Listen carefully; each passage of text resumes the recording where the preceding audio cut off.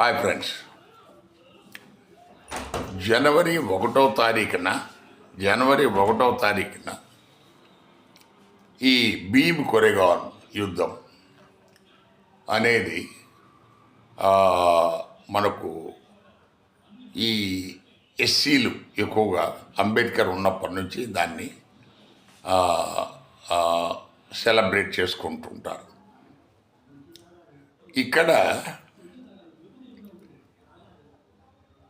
Indo Maratha Anglo war Maratha యుద్ధము 3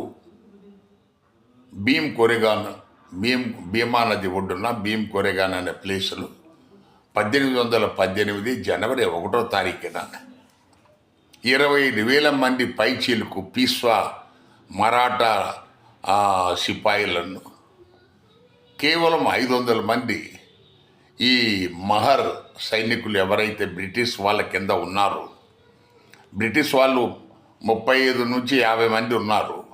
తక్కిన వాళ్ళంతా వీళ్ళు 500 మందిలో కేవలం 35 నుంచి 50 మంది అధికారులతో సహా బ్రిటిష్ వాళ్ళు ఉన్నారు. తక్కిన వాళ్ళంతా ఈ మహర్లు. సో యుద్ధం చేయడానికి బ్రిటిష్ వాళ్ళు సిద్ధంగా లేరు, ఎందుకంటే అంత పెద్ద సైన్యాన్ని మనం ఎక్కడ ఎదుర్కొంటామని. సో దాన్ని వీళ్ళు ఛాలెంజ్గా తీసుకొని, ముందు మేము ఉంటాము,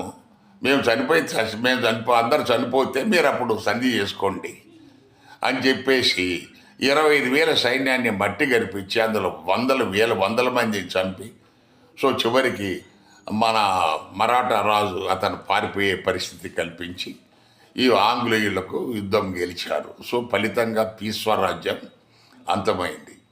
ఇక్కడ వీళ్ళు పనిచేసింది మహర్లు బ్రిటిష్ వాళ్లకు అనుకూలంగానే, కానీ వాళ్ళ ఆత్మగౌరవం కోసం చేశారు. ఎందుకంటే పీస్వాలు అత్యంత దారుణంగా మానవీయత మరిచి ముడ్డికి చీపురు మూతికి ముంత కట్టిన దుర్మార్గులు కాబట్టి దానికి ప్రతీకారం తీర్చుకున్నారనేది అందరూ గమనించాలి. సో ఎవరి ఆత్మగౌరవకైనా దెబ్బతీస్తే మనం ఎవరు ఊరుకోరు, పులులు సింహాల్లాగా విజృంభిస్తారనేది ఈ భీమ్ కొరెగాన్ యుద్ధం చెప్తా ఉంది. కేవలం 27 నుంచి 30 మంది మహర్ యోధులు మాత్రమే చనిపోయారు అక్కడ. Thank you.